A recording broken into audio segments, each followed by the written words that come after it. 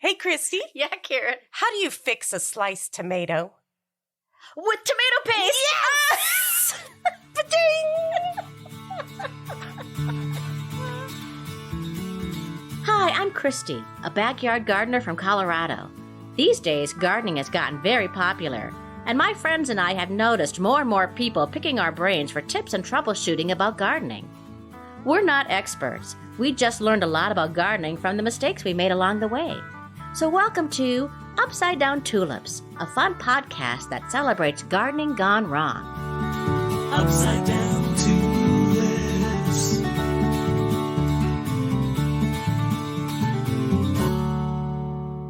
Hello, gardeners! And wannabe gardeners. And people who love tomatoes. I love tomatoes. And BLTs. Mm. And tomato sauce. And tomato soup. Yes. Yes. Friends, we're talking about tomatoes today. All day. Yes, right. But first, we should let people know, because it's June, it's National Rose Month. It is what? Mm-hmm. Yep, you got it. It is National Rose Month. And I looked up, you know how you send people specific colors for specific reasons? Uh-huh. So the red is love and passion. Orange is energy and desire. That makes sense. Doesn't it? Yellow is friendship and joy. Lavender is wonder and enchantment. Ooh, I like that. yeah. Pink is sweetness and elegance. And white is young love and innocence. Aw. So I guess I won't use white flowers. Yeah, we're beyond White those, roses. huh? Right, Ever. yeah. Yeah. Those days are past us, Karen. Long gone. Also coming up is a National Garden Exercise Day. Which I think gardening is very, it all depends on what it is that you're doing. But anytime I'm out in the garden. I've been working so hard in the garden. I've just been sore the next day. It's so true. And sometimes you're sore in places you didn't even know existed before. It's like, how is the outside of my pinky sore right now? Yeah, it's ridiculous. There's a lot of squatting in gardening, too. Squatting? There most certainly is. If you pull weeds when you're on your knees, you can do some oblique twists. Nice. If you go from side to side, it's good stuff. Coming up is Weed Your Garden Day. And again, I think you should do it more than just that one day. Just Right. gonna make sure everybody knows that. Yeah. Oh, watch out. Yeah. Because they come up fast. I've been weeding a lot. Have you really? Yeah. Well, they've been easy. Yeah, we have all this beautiful, nice afternoon rains have been coming into the Denver metro area. Oh, it's so lovely. Yeah, but lovely, lovely time pulling up stuff. It's been great. Yeah. Fresh, and then finally, friends, Fresh Veggie Day, June 16th. And again, I think you should eat those more than just on that one day. Yeah, they need a month. I mean, maybe even more than Yeah. that. I'm a big fan of the fresh vegetable. Are you eating any fresh veggies out of your garden right now? Not yet. We don't have any fruit yet. Oh. I've got some lettuce and some romaine that actually overwintered, so we had a salad of it today. How lovely. So that's nice. And of course, I have chives happening. Oh, but chives are always happening. Yeah. Chives are the happening I guys was going in to the ask garden. you, do you need chives? No. Oh, no. okay. I don't All need right. any chives. Okay. We have a lot of chives. Okay. They are our dependable volunteers every year. I just may have to put them in my front yard and say free and see who takes them. I bet you would get some people that would. I'm going to try it. Yeah, do it. Well, beside that, Karen, how else is your garden going? The garden is looking really beautiful. And we started these sunflowers from seed, which now have like little plants coming up. Oh, nice. So I'm thinking, I would imagine within a couple months, hopefully we'll get some sunflowers. What kind out of sunflowers that. did you plant? Just the really big giant ones. Yes, I love those. I do too. During the pandemic, we got what I called the magical sunflower. We didn't plant it. It was literally in the middle of our garden, and it had about 26 heads on it. Oh, nice. Oh, it was so gorgeous. It was so beautiful. I called it our magical sunflower. I love that. It was magic. What do you do when they fall over? Well, I pick them back up and apologize. Okay, all right. Apologize. That's right. No, usually, I'll just take them down and then shake out the seeds if the squirrels haven't gotten to them all by then. Yeah. And then you can, of course, roast those seeds up, and that's a fantastic little treat. I never get that far. It's always just a big bird feeder and squirrel feeder. Yeah, same. It's the same with my cherry tree. It's like, What- oh, there's 2 cherries. They're gone. They're They're all gone. Well, I'm impressed that you got your sunflowers planted. I just planted my sunflowers last week, and so nothing's come up Nothing's come up yet. yeah. I was so excited when I'm I late saw on them everything. just popping up. We also have an interesting celery volunteer that, you know, we planted some celery last year. And when Mitch was going out there, he was like, isn't this parsley? He was like, that's not parsley, that's celery. And you can see the stalk just above the level of the soil. So I'm like, how long do we leave it for? Do you know?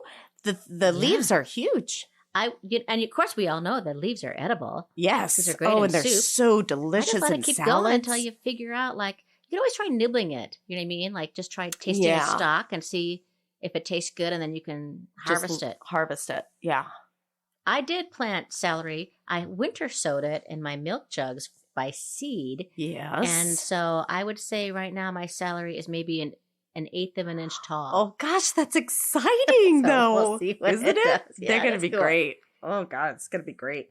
Well, last we chatted, you said you were going to get all your veggies and your tomatoes in. We did. We Good. did. Yeah, we're just missing a couple of veg that we still want to plant.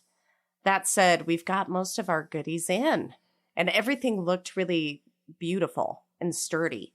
In addition to that, we planted some cannabis that we haven't done before. And we were told by a friend of ours to treat them just like tomato plants. Get out. So we even intersperse them with our tomato plants so that they have the same trellis that they can go up. Nice. Yeah, we'll see Well, what happens. in the state of Colorado, every backyard you can grow, what is it? Is it 8 plants I think per it's adult? 8. Yeah. Yeah. Which is So- pretty great. Oh, I'm excited to see how those turn out. Me too. Just Who for the knows? We've never done it. experiment of it. Yeah, totally. What- And we put a couple in different places to see, you know, how that might Uh-huh. shape out. We'll see. Did you get it from seed or did you buy little plants? No, we bought little plants. Where'd you get the plants at? Oh gosh, what was the name of that place? Some little place that sells. Some little shop that has them. Cannabis. Legal, I want to say it is. Okay. Yeah. Well, that's exciting. It's very exciting. We want updates on that. You better believe it. for sure. Yeah, for sure. Well, I got my vegetable garden in. Yes. Finally. Gosh, it just took me forever because I had that sewer repair Oh, that I went know. right through my vegetable garden. Oh so I had to gosh, fix all of that Oh. before I could even plant. And Christy, it's so much. It's so fortunately, much. my handsome and handy husband helped fix it all up. Thank goodness. But you can really tell the area that it is because in my other part of my garden, my soil is like dark brown and black and fluffy and Gorgeous. beautiful. Yeah. And on this part of the garden, it looks like melted chocolate ice cream. It just looks, I don't know, like light chocolate. You know, so it just does not. It's so, So sad. we'll kind of see how everything goes in there. How large of a swath is that of your garden? Well, my vegetable garden is 14 by 40 feet, and this was about half of it. Oh gosh. So Oh gosh. that's where all the tomatoes are going this year. So Okay. we'll see how they do. We'll see how they do. So Fingers we'll kinda- crossed. Yeah, we'll kind of see. I do have something exciting to share, though, Karen. Oh yes, please. We did an episode about maybe 2 years ago about bindweed, which Okay. is a notorious weed that is very prolific and terrible in the western part of the United States, pretty much all over the United States. Do you get bindweed in your yard? I'm certain we probably do.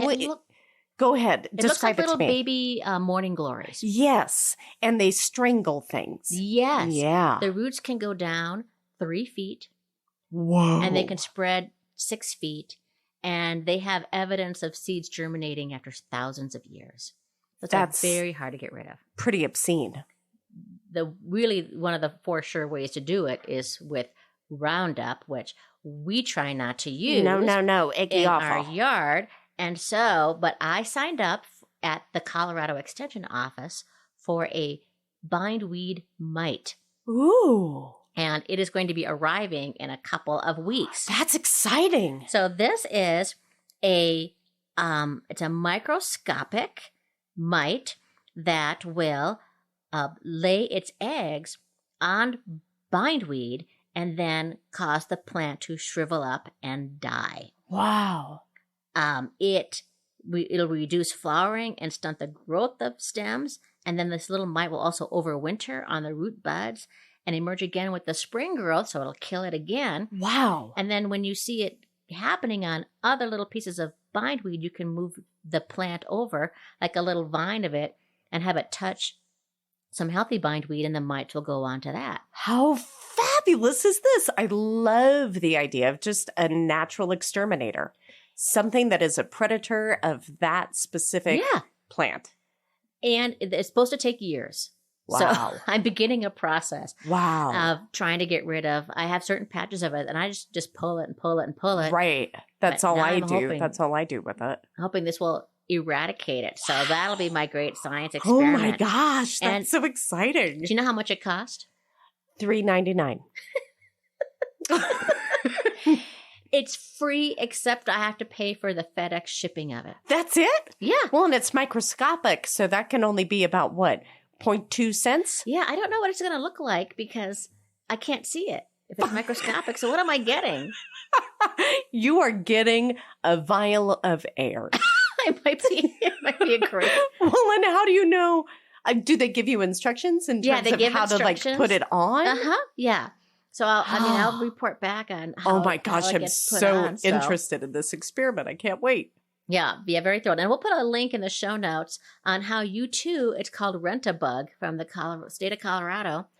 If you're from the state of Colorado and you want to figure out how to they have other ones too, other bugs that will kill other plants. Oh my for you. gosh, I love this. And check your own state because your own state may have this also. So check your extension office. Rent-A-Bug. I'm all for it. Well, before we jump into tomatoes, we want to thank everybody who's a member of our garden party. We really appreciate it. This means folks send us a couple bucks a month so we can offset the costs of the podcast, our big expensive lunches that we take. Right. Our tours of the vineyards. Yes, exactly. And so if you want to become a member of the garden party, all you need to do is click on the link in the show notes and to help support the podcast. And depending upon what level you're at, you can also get some fun rewards like seeds from our gardens, or we also have Upside Down Tulips merchandise. The mug. I'm a big fan of the mug. Oh, thanks, I Karen. I love it. Mug, t-shirts, notebooks, tote bags. And if there's anything that we talk about that you don't understand what we're talking about, please check out the informative and sometimes amusing Upside Down Dictionary on our website at upsidedowntulips.com. What's next, Karen? Oh, I think we should have a pod play. Oh, yes. Won't that be fun? How about a brand new pod play? Folks, if you've been listening to this podcast for a while, almost since the very beginning, Karen has starred as the infamous squirrel of the garden. And now here we have the squirrel's ode to a tomato.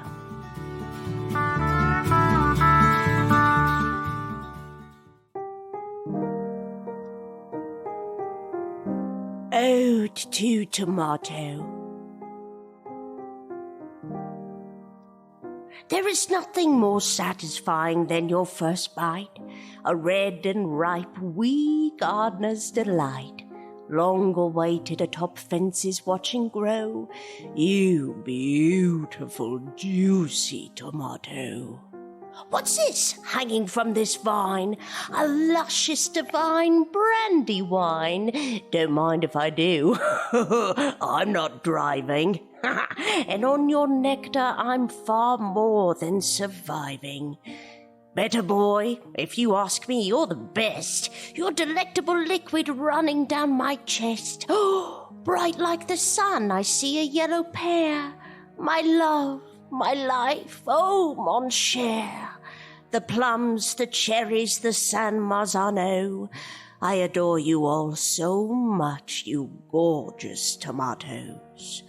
Why, early girl, my dear, you are late. Your fruit and I have a long-awaited date. Hello, Mr. Stripey. Boy, it's good to meet you. How scrumptious you are, and so cute, too. And here, all together, something you rarely see. A moneymaker, a hillbilly, and a celebrity. The colours of the rainbow are all here in this garden. Green zebra, Caspian pink, and Cherokee purple, I beg your pardon. All tomatoes dewy and glistening after much-needed rain. And did you know that Valencia is not just an orange from Spain? A mortgage lifter? Oh, if only that were true. And sweet Million, I'd gladly pay that for a nibble or few. Beefsteak, you're a sturdy, handsome lot. One morsel of your meat makes me besot. Aroma, aroma, how very good you smell. You are ready for me or a caprese, I can tell. But soft, what light from yonder window breaks? It is Juliet, a beautiful grape for whom my heart aches. One first and sole sublime bite of each. So drunk on delight, I fear I'm slurring my speech.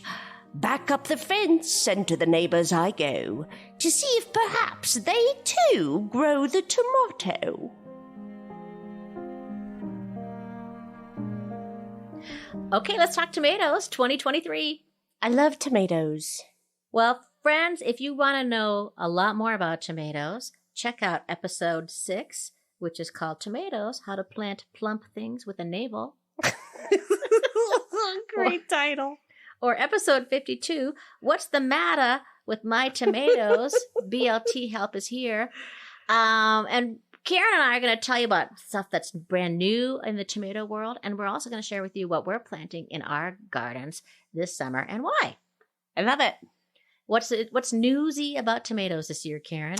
Well, you sent a fabulous article about these traditionally grape growers that were in Italy that then transformed part of their, it was a good half of their acreage, I believe, into these tomato vines. They had to sort of reconfigure everything to be able to transform the space. But they found themselves at a disadvantage because they were only growing one varietal of grape that had sort of said, screw this, we're out of here, which, as we know, they do that sometimes. Yes, you got to have variety as you plant gardens. And of course, with climate change, things are getting too hot in Italy to grow grapes. Isn't that kind of terrifying in is. a lot of ways, people? Let's really think about that for a second. Yeah. That's really sad and scary. They're going to start growing champagne grapes in Scandinavia because it's too hot in France. My goodness. Goodness. So they have to resorting to, growing tomatoes, having more variety in their fields. And so that could be an interesting combination of grapes and tomatoes. Yeah. Italian-wise, huh? Completely. Well, I love Italian tomatoes. Karen. So much. Here's some more news. Yes. TomatoNews.com said that researchers in Israel report that stressed tomato plants emit high-frequency sounds that carry information that can be heard by insects and animals. Okay, what is the information? They are, I guess what they're doing is they are screaming that they have either water scarcity or some kind of injury. Oh my, these poor screaming tomatoes. And apparently these sounds are detected by nearby little critters and creatures like bats or rodents or insects, and possibly even to other plants that can hear their frequencies and, take that information. And what do they do with that information? Does it deter these bats? Does it deter these, insects and things from these poor screaming tomatoes? Or do they go to their aid? Or maybe they're just writing research papers. Maybe they are. They're just let's listen. Just stay there and listen. I know it sounds distressing, but just listen to the tomatoes. Yeah. That is so fascinating. That is so fascinating. I know. So does that mean that our tomatoes are actually communicating with the squirrels? I would imagine they are, and they need to communicate differently. Right? We need to have a conversation with our tomatoes about how they're talking to the squirrels. If you're going to take a bite out of a tomato, will you just eat the whole thing? Just eat the whole thing. Why are you so wasteful? Why are you so awful and wasteful? You just leave carcasses all in your wake. It's Right. horrendous. Yeah. Squirrels. Just terrible, They're terrible. terrible. Awful things. Yeah. I also think that's really interesting too when you think about stress, that it has to do with, the conditions that they are in. Mm-hmm. And I think that's an important thing for us to remember as gardeners is, what condition our plants are in and Yes. how they are sort of, non-verbally communicating to us. Or if you can hear the frequency, will you please give us an email, shoot us Right. something Oh my so that we can have a nice little in-depth conversation with you and what hearing aid brand you actually use, because I think that would be fascinating. Maybe someday they will configure something that we can actually hear the plants. Wouldn't that be incredible? That would be cool. Can they do that with whales? Right. I want to know what they're talking about. I would love to know. Them and dolphins. Yes. There's got to be some sort of a Google Translate for that, And I've isn't heard there? that trees do that too. That they The communicate? trees communicate with each other through the roots underground, and so they can say like, "Here's a bug that's investing this community," so other trees know like, "Oh, watch out," and then they can send out some sort of protective something. Wow. I love it. I love it. And I think this might be the only use for AI that we have. Why don't we just develop AI to tomatoes. translate our tomatoes? Yeah. Our tomatoes, perhaps the other, plants as well as the trees. I would also like to hear from my dogs. I don't want to hear from my cat. I don't think I'd like what she was saying. But I would like, maybe this is the function for AI. Maybe instead of destroying our civilization as we know it with AI, we might actually be able to enhance it through. Learn how to talk to tomatoes. Let's learn. Yeah. I would love to. I would take a course in tomatoese easily. You could become fluent in I it. could become fluent. Yeah. I could go all over the world. I could go talk to those gardeners in Italy. There we go. There it is. Perfect. Yep. Go tell them what their tomatoes need. Well, Karen, do you grow your tomatoes by seed or do you buy them? We typically buy them. Me too. Little babies. Yeah. I've never tried tomato by seed. It's tough. You're doing one, aren't you? You wild, wacky gal. You're just doing I it. tried to do by seed. I don't know if it's going to, if I get any fruit off of these black currant by seed, I think the plant right now is about 2 inches tall. It's so. going to do great. Oh, thanks. I have a good feeling about him. Is he in the sewage wake area though? Yes. Okay. Yes, well, that's that right. might not help. Yeah, that's right. I know. I'm not setting him up for success. But if you are buying tomatoes from a garden center, here are some tips on how to get a really good plant. Oh, I love that. First of all, can I just say, I recommend you go to your neighborhood garden center and not a big box store. Oh, yes, please. Will you please? And not only do you get something that's typically been harvested out of somebody else's garden, you're also helping to support small business. Yay! And they're typically cheaper. Yes. And somebody's taking care of them better. Yes. Because they love them. Yes. They're not just one of 200. They're trying to learn how to talk to the tomato. That's right. Yes. Look for healthy green plants that have 4 to 6 leaves on sturdy, straight stems. Yes. So sometimes if you go to those big box stores, you'll see them all kind of curly Q-y. Yeah, no thank you. Yeah. Or wilted. Mm-hmm. They look wilted a lot to me in the big stores. Check the stem of the tomato plant for any signs of brown streaks or general brown tint in the color of the stem. Huh. Yeah. Does that indicate want just green. something weak or? Yeah, right. Yes. Yeah, it could be bad. Check for signs of insects or disease, Yes. like brown spots, holes, or curling. I guess that just makes total sense. Yes, completely. But still good to say. Of course. I buy young plants. Yes, me too.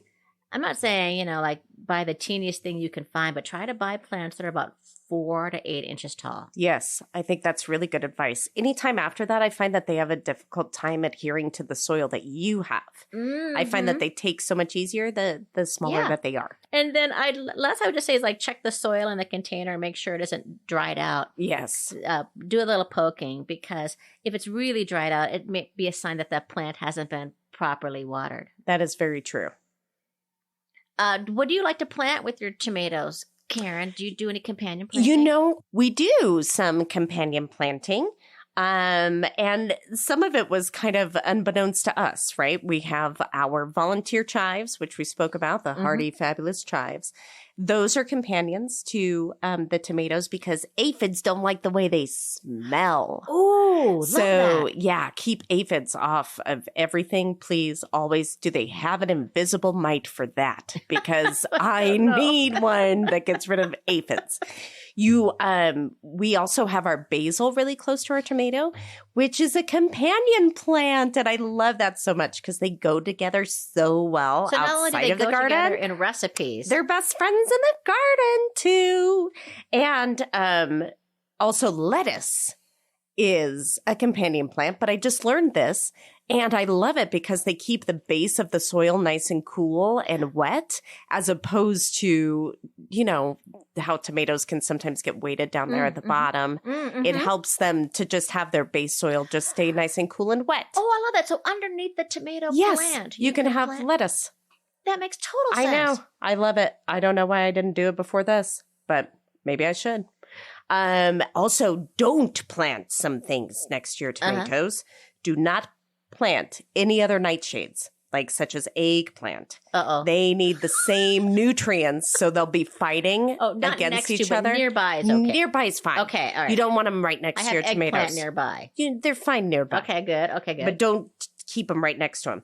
And also, no plants in the brassica or the cabbage family. So no broccoli, no cabbage, nothing like that. Because again, they're competing. Is that cauliflower too? It is cauliflower too. So as those because the stalks of the broccoli and the cabbage and the cauliflower are very hardy. Those are some intense plants. And so you don't want them anywhere near your tomatoes. Again, they're competing for those same nutrients. Okay. And the tomatoes are sweet, delicate, little lovely things. So they'll have a really hard time getting the nutrients they need if you have those brassicas nearby. Well, I have broccoli and I have cabbage on the other side of the garden. But I have in the middle of all my tomato plants, Karen, I have planted cauliflower. Oh, no. So I just have to be careful of the nutrients. Correct. Okay. Yeah. And make sure that your sweet little tomatoes don't get sucked dry by that cauliflower. Okay. Because they'll zap it from underneath. Okay. And nobody wants that. All righty. Another one that was interesting to me was dill. Don't plant Oh, no. dill. Oh, no, Christy, no. We should have done this weeks ago. Oh, no, Karen. Oh, no. Yeah, I'll show you. In the corner, I have planted some dill. I bet it's going to be fine. Dill is pretty... Okay. Dill's fine. It's not as hardy and obtrusive You're very as the sweet. brassica family. Well, I hope everyone else is finding this as educational as I have. I certainly have as well. My goodness. I need to learn to talk to the tomatoes. Yeah, if I could talk to the tomatoes, then I would know how they feel about that cauliflower. Exactly. Maybe it's going to be fine. We don't know. Yeah. Oof. We got to talk to those tomatoes. Well, let's have another pop play, and when we come back, we'll talk about everything that we've planted in our tomato towns. Love it.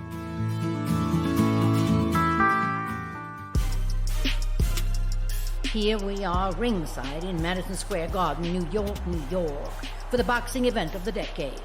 The match between two tomatoes to determine who is the world heavyweight tomato champ. In this corner of the ring, we have the current world champ, weighing in at 8.39 pounds, the Big Zack Tomato. He has fought and beaten the big boy, the better boy, and the beefsteak. Is bigger better, Betty? By God, Bobby, you better believe it. Big Zack's challenger in the other corner is a Titan tomato grown from the seed of the Guinness World Record holder for the heaviest tomato ever, grown by Dan McCoy of Ely, Minnesota, and weighing in at 8.2 pounds, it's Titan the Third. And they're off. They're rolling around in the ring, and Titan connects with the combination of a jab, right cross, and left hook to the stem. Oh, that's gotta hurt. Now Big Zack comes back with a jab, a cross, a left uppercut, and a punch to the navel. But that's below the belt. No, Bobby, there are no belts on boxing tomatoes. Oh, look at Titan. He's as badly shaken as a bottle of clotted ketchup. Now Titan has Big Zack in the corner, and this is getting ugly. There's tomato juice and seeds flying everywhere. And before we have nothing but tomato soup up there, the ref has called it a draw. Thoughts, Bobby? Well, Betty, I'm a gardener, and I know that good things can come in small packages. So you don't have to grow the biggest, just as long as you grow something. You're a winner in the ring of life. I have all my tomatoes in the earth. I love it. You do too? Yes, I do. What do you have? What do you plant? Well, I think we should start off with, I think every garden always needs a cherry tomato. Could not agree more. They're one of the first, I think, to come to fruit, which is always lovely. And it's always so inspiring and also like hopefully an omen of the things to come, you know, like they just come up earlier and they're ready. They're so delicious just right off the vine. They're very easy to grow. Yes. Agreed. Now, there are different kinds of cherry tomatoes. What kind do you like to There's grow? lots of different kinds of cherry tomatoes. You know, this one, I think we just got God, I don't even know that I was specific around it. Oh. We just have a cherry tomato out there. Generic cherry tomato? Just your standard run-of-the-mill, fabulously delicious cherry tomato. Well, I usually get the super sweet 100. Oh, those are delicious. Which is not to be confused with the super 100. This is the super sweet 100 because it has even more cherry tomatoes on it. Delicious and fabulous. The bush that I have are you ready for this, Karen? Yeah. Can get 500 cherry tomatoes on it. What? If you take care of it well. Wow. Yeah. That's incredible. So I would say get one cherry tomato, friends. Agreed. I think they make plenty of fruit. Yeah. You don't need any more than that. But they also do really well in containers. Do they? Yeah. Yeah. Look for something that says patio. Okay. In the term, friends. So, and when you're buying your plant, like a patio cherry tomato, and they can be really great in a container. Fabulous! What a wonderful idea. Cherry tomatoes are usually an indeterminate tomato. They just can't decide, or that's right. It just means that they will continually flower and produce fruit throughout the summer. A determinate tomato plant will set all at once. Right. So you'll have everything will flower, you'll have all the tomatoes all the fruit, once. And then that's it. But indeterminate means it's like throughout the summer. Oh, it's so lovely. It's the gift that keeps on giving. Yeah, I love a good cherry tomato. Oh my gosh, me too. And this past year I made tomato jam out of my extra. I was fortunate enough to be on the receiving end of said tomato jam. I put it on a beautiful charcuterie plate with some homemade bread that I made with little toast points. Oh my God, it was so good. Nice. That and a really sharp cheddar. Hello. Nice. Hello. Yeah. Oh, good. It was so good. Okay, good. Do you do an early girl also? You know, we didn't do an early girl. No, we have. Really? We did not this year. I usually always do an early girl. Or a 4th of July, one or the other. Yes. 4th of Julys are great too. This year I did an early girl. I love it. Which is a kind of a medium size globe type. And it's based on a hybrid tomato that actually originally came from France. And this is a hybrid tomato, an early girl, so it's not an heirloom tomato. Right. But that's okay. Yeah, absolutely. Not all tomatoes are, you know, I don't like to disparage the hybrids. Me either. Because they're just as delicious. Yeah, they'll be more resistant to fungus and diseases. That is very true. So that is very true. That's all really nice to have.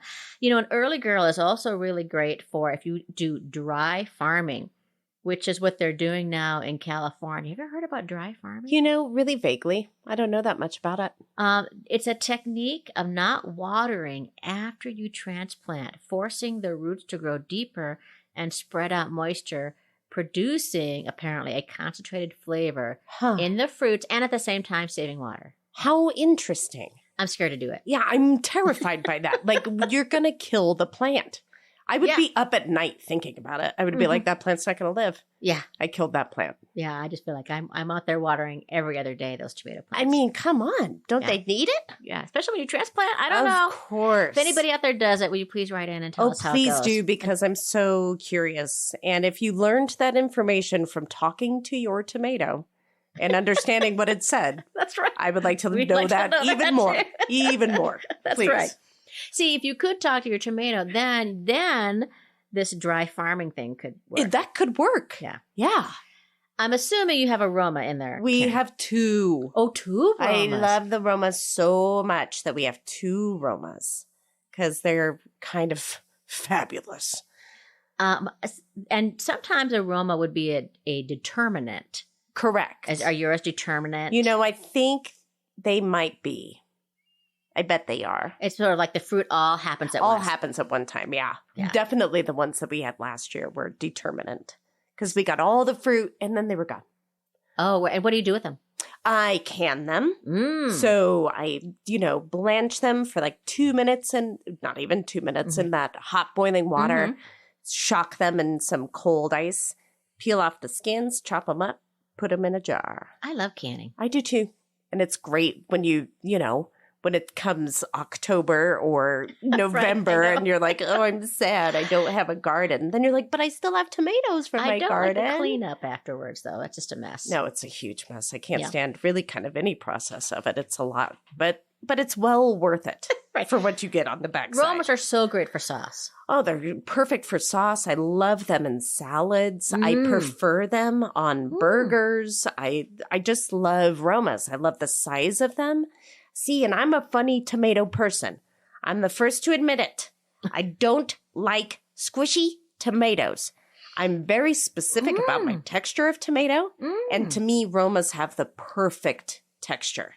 They're nice and, they're not as beefy as a beef steak, but they're still really nice and hearty tomatoes that aren't going to lose their shape. You don't have to worry about the seeds. Exactly. And I can't skin? stand You can eat the the skin? seedy goo. Seedy goo. Gross. I can't eat it. Isn't that awful? Right. It's such a texture thing for me. I'm like, I can't do it. I can't do it. I get a skin allergy from tomatoes. Do you really? So if I'm on a harvest, I have to wear gloves, or when I'm canning, I have to wear gloves because my hands get all itchy. Oh my goodness, that's awful. Yeah. So- I wonder if I have a similar thing when it comes to squash. When I'm making like butternut squash gnocchi, if I'm cutting the butternut squash, my hands get really itchy. Interesting. Huh. I wonder if they make an invisible mite for that. We'll have to ask. Maybe they do. I don't know, Karen. I hope so. What other tomatoes do you like to grow? San Marzanos. The beautiful, fantastic San Marzano. And I use those for my sauce mostly. And that's a good sized tomato? Oh, they're beautiful size. They're like a medium-sized globe. Okay, and gotcha. they're just the most beautiful tomatoes in the whole wide world. And they have, I don't know, there's just a lovely sort of velvety texture that they can give to your sauces. There's like a really simple marinara sauce using San Marzanos. You only need maybe 2 pounds of San Marzanos. You blanch them, just like I said, you boil them, and then you shock them in that cold ice water, peel them, chop them up, put some olive oil, probably about a 1/4 cup of olive oil on the stove, and put your San Marzanos in there. Put about 8 to 27 cloves of garlic, depending on your, you do you. A little pinch of chili flakes, like red chili flakes, some salt and pepper. You're good to go. Add it to your favorite pasta. What's your favorite pasta? Oh, well, I love taking the tomatoes just straight out. I would add into that recipe, Karen. Yeah. I would add some parsley. Oh, yes, for sure. And some couple splashes of red wine. Love it. And maybe some mushrooms. Yeah, for sure. For some umami flavor. If you're into that fungi, you can do that. Yeah, I am into the fun guy. I'm a huge fan of fresh basil too. So just topping all that off with some fresh basil is happy making food. What about big boy or better boy tomatoes? I love those. And for sandwiches, there's nothing better. There is nothing better. We've got, I believe, a better boy in our garden too. That is what I have also, a Yeah. better boy, which, friends, is an improvement over the big boy. The big boy was created by Burpee in 1949. It's the first hybrid tomato. How interesting. However, the better boy is preferred over the big boy because it's a bit more disease resistant. Interesting. And it's also better. And It I've just says it is. I've had some fungus, and so I'm trying to Not have fungus. Yeah, I'm trying not to have fungus. Yeah. Though I have some people say a big boy tastes better than a better boy. Interesting. It's a little sweeter, and the better boy is a little bit more tart. See, and I kind of like the tartness of the, and I okay. guess I like the tartness too in my sandwiches. I like that kind of. Yeah, I A hear little you tart. on that. Yeah. There's a better boy plant that set a Guinness World Book of Records by producing more than 340 pounds of tomatoes from a single plant. Whoa, from one plant? Yeah, a better boy is going to be bigger than a big boy, which doesn't make any sense. No, how is it? I mean, But you can get a 16-pound tomato off of a better boy. So I'm sorry. One tomato is 16 pounds? ounces, sorry. I was like, wait a minute. Ounces. Wait a minute. Somebody really needs to talk to that tomato. Figure out what's going on there. I need to hear Sorry. what that tomato is saying. I know. Help me. That would be like two big babies. But yes, seriously. 2 pounds. But even then, Twins. 16 ounces, that's a full pound. Thank you. That is a full That is a pound good- tomato. Yes. One. That's intense. Well, I am growing something new this year. Yeah, what you got? It's called a Super Fantastic, Super fantastic tomato. which is a variation of the Fantastic tomato. Okay. But Yeah. this one is super. Is it bigger? Does it Yeah. does it provide more fruit? Yes. What makes it so super? It yields solid, meaty, smooth fruits Ooh. that weigh 10 ounces each. Wow. And it is a indeterminate tomato, so we'll get tomatoes throughout the year. Just keep going. 70 days, so I'm going to have to wait for this guy. You know. Wow. So that's why I got an early girl and some cherry tomatoes. Yeah, to help tide you to over. kind of wait and see what happens with my super fantastic. Super fantastic. I know, but it I can't sounds wait. like it wants to be in a musical theater or something. Completely. I'm super fantastic. Right. So that's, I've never done that. I always like to do something different. And then, like I said, I had these tiny little seedlings of black crim. I'm pulling for them. I think they're going to do great. Well, they're a beautiful tomato because they're gorgeous. they're like a burgundy, stripy yeah, they're just beautiful. tomato, I've never had one before. and they're great for sauce. oh, And so, sign me up. and I think it'd also be really pretty to have different colors. Like if you're making, Oh, a caprese salad, yeah. to have different. oh my that gosh, black I creme love on that there idea. also. So, Love that idea. oh, We also have a yellow pear, oh, which is another really good one in addition to the cherry because they fruit early. They're so lovely. That's another indeterminate because they just keep going and keep giving you more and more beautiful yellow pears. and I so nice in love a them. salad when you can have different colors. Oh yeah, I agree. it. Nothing says summer more. A yellow pear. Well, I will trade you some black creme for some yellow pear That's a deal. when they're all happening. I think I'm going to get the better end of the deal, though, because I don't know. Come on. I'm pulling yeah, for them. Those they're black so- crim, they're they're going to so come through. They're tiny, going to come though. through. I They're going to be know. great. oh, yay. Unless they're by the cauliflower, in which case. I will not Just- put them by I'm the just joking. cauliflower. Just I will joking. find a different spot for Good, my black creme. Good. It's important. So look at all this promise. I love it. All these wonderful I tomatoes. can't wait. I The can't wait. joy of summer. It's so thrilling. It really, Hopefully. truly is. In August, we'll be having BLTs. Oh, I can't wait. Oh my goodness, Karen, guess what time it is? Oh, gosh. What time? It's mailbag time. Ring, ring. Because the postman always rings twice. right. And today we have a letter from Patrick who says, though we've been gardening for a long time, we are always making new mistakes.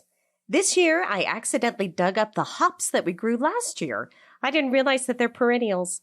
In my defense, they look a lot like a bunch of the invasive vines we have growing in that area. But the hops were doing their job, and I treated them like weeds. I'll do better next year. Oh, Karen, the times that I have nurtured a weed and dug up a plant that I thought was a weed. I know. I've done it too. Countless. Yeah. Countless. Well, and It is one of those things that I'm so very grateful that Patrick said it in his letter too. I'll do better next year. It is one of those things that you just have to, you have no other choice. Like you're just going to have to accept the fact that you made a mistake and you'll do better next year. That's it. That's all there is to it. Yeah, you know better. Yeah. So do better. Exactly. Next time. Poor thing. Yeah. Oh, Patrick. It's so devastating when it happens, especially when you're like, oh my gosh, I just killed a thing that was doing really well. Mm-hmm. That was actually serving its purpose and doing a really great job. And I just destroyed it. It happens to us all. It really does. Well, friends, if you've destroyed a plant, if you've accidentally thought something was a weed and killed it, or the opposite. Or the opposite, yeah. Nurtured a weed. Yep. Will you please write to us at upsidedowntulips@gmail.com or at upsidedowntulips.com. Oh, and we want to hear about your tomatoes, too. Oh, yes, please. All about your tomatoes, Tell us. especially if they talk to you and you can hear them. That's right. I need to know.